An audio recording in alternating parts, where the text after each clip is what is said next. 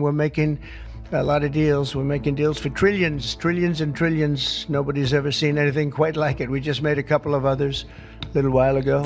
Pay a fair rate. That's all. It's very simple. They've been very poorly led. They've been very, very poorly led. And all we want is fairness for our country. Canada's strong. We can give ourselves far more than anyone can take away. We're building this great country. I just met with the Premier, building BC, building Canada, building in a Canadian way, building sustainably, building together, building positively, and that's what we're going to do. And yes, we'll come to something with the Americans, something constructive with the Americans. While Donald Trump was celebrating his so-called victories, a silent economic war had already begun. And it didn't come from China or Russia. It came from the one country most Americans never expected to turn hostile: Canada. Yes, Canada. The neighbor with the world's longest peaceful border. The country that for decades was America's most reliable friend. But instead of bombs or missiles, Canada struck back with something far more devastating: contracts, trade deals, and resources. One cold, calculated move later, economists were calling it checkmate. Trump thought tariffs would force Canada into submission. Instead, Canada, under the leadership of Prime Minister Mark Carney, turned America's closest friendship into its greatest liability. And suddenly, what looked like just another trade spat became something much bigger. The moment when the very system fueling American prosperity became the knife at its throat. On August 1st, 2025, Trump signed an order raising tariffs on Canadian goods from 25% to 35%. In Washington, it looked routine, America flexing on its smaller neighbor. But within 72 hours, Canada responded in a way nobody saw coming. No press conferences, no shouting, just one quiet move that economists later called the nuclear option. Canada has implemented a series of retaliatory tariffs. Their objectives have been to protect Canadian workers and businesses and to incentivize a negotiated settlement with the United States. Americans felt the impact before they even realized what had happened. A $6.98 kids' hoodie at Walmart now costs $10.98. Coffee prices jumped 40%. Weekend trips across the border into Montreal or Toronto disappeared. 1/3 of Canadians stopped visiting the U.S., and states like Florida, which depends on over 3 million Canadian tourists each year, were hit hard. Empty condos, shuttered restaurants, and desperate local mayors begging Washington for relief became the new reality. Meanwhile, in Ottawa, silence. Calm, deliberate, and methodical. That's when it became clear. This wasn't just tariffs. This was economic warfare. And for the first time in modern history, America wasn't winning. We have to push back in some way. I mean, we'll continue the initiatives we had here with taking the American alcohol off the shelves, looking at the procurement process. We have to push back for sure. For decades, the U.S.-Canada relationship was built on stability. Their supply chains were so linked that a single car part could cross the border 7 times before the vehicle was finished. The border wasn't just a line on a map. It was the backbone of North American prosperity. But then Trump insulted Canada by calling it the 51st state for Canadians. President, you have said that Canada should become the 51st state. No. Well, I still believe that, but takes 2 to tango, right? Well, if I may, as you know from real estate, there are some places that are never for sale. That's true. We're sitting in one right now, Buckingham Palace, that you visited as well. That's true. And having met with the owners of Canada over the course of the campaign last several months, it's not for sale, won't be for sale, ever. That wasn't just rude.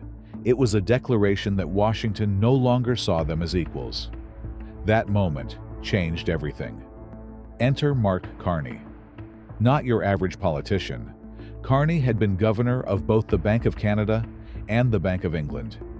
He had managed the 2008 financial crisis and helped steer Britain through Brexit. Trump thought tariffs would force quick surrender, but Carney was playing a longer, smarter game.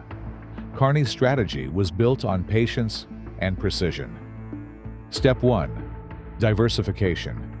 From May 2024 to May 2025, Canada reduced its dependence on U.S. exports from 78% to 68%, a massive drop in just 1 year. Exports to the UK, EU, Mexico, Japan, and Australia surged. Canada found new customers almost overnight. Step 2. Resource leverage. Canada holds some of the world's richest reserves of lithium, cobalt, nickel, and rare earths, critical for smartphones, electric cars, clean energy, and U.S. fighter jets.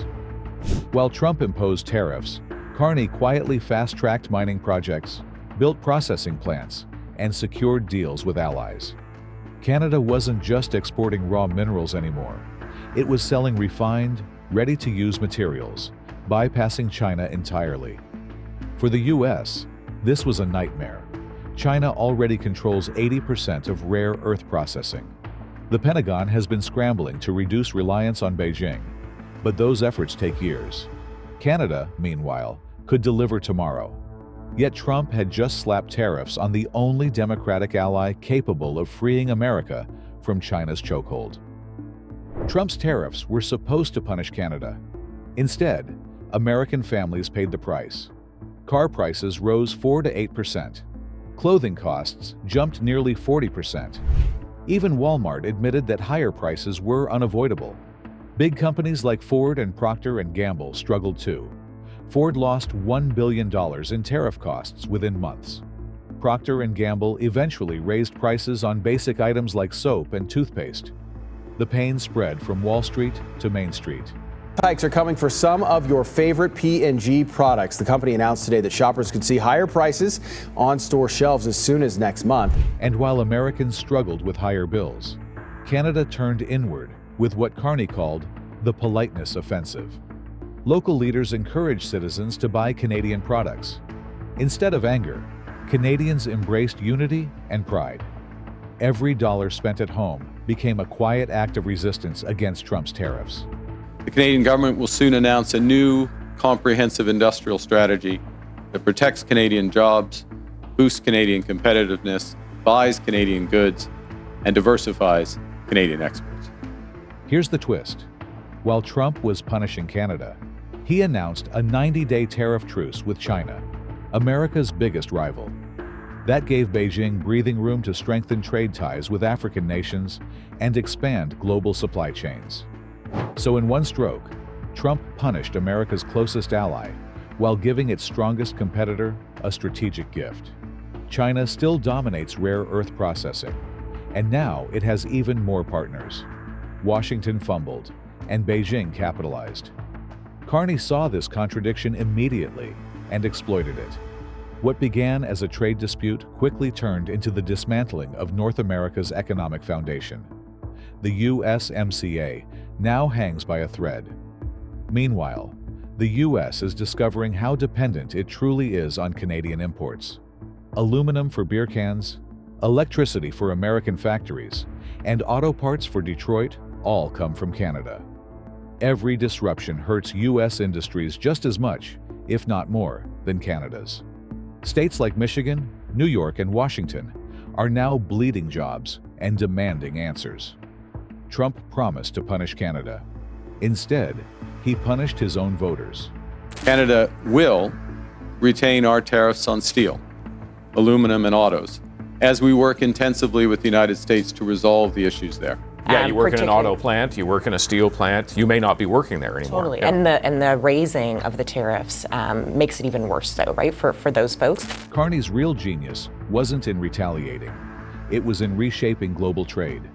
His critical mineral strategy ensured that Canada became one of the few democratic suppliers of the materials powering the future economy. Clean energy, electric vehicles, AI, advanced weapons, all require the resources Canada controls. Carney's bet is simple. Either Washington realizes that alienating Canada while fighting China is suicidal, or Canada keeps building new alliances that reduce dependence on the U.S. permanently. Either way, Canada wins. If America returns, Canada holds leverage. If not, Europe and Asia will happily buy what America rejected. This isn't just about tariffs. It's about shifting global power. Canada has shown that even a smaller country can stand up to U.S. pressure if it plays the game strategically. And other allies are watching closely. Japan, South Korea, Australia, and even European nations are asking, if Canada can say no to America, why can't we? That's the dangerous precedent. America's ability to dominate its allies through economic leverage is crumbling in real time. The so-called multipolar world isn't coming. It's already here. And the irony is that the country proving it isn't China or Russia. It's Canada. Trump now faces a choice: double down and risk destroying America's most stable relationship, or admit this is a battle he can't win without losing the larger war. Because here's the terrifying truth Washington doesn't want to admit. One man's ego has created a permanent crack in a 75-year alliance. And that fracture is already reshaping your daily life. Higher grocery bills, higher gas prices, more expensive vacations.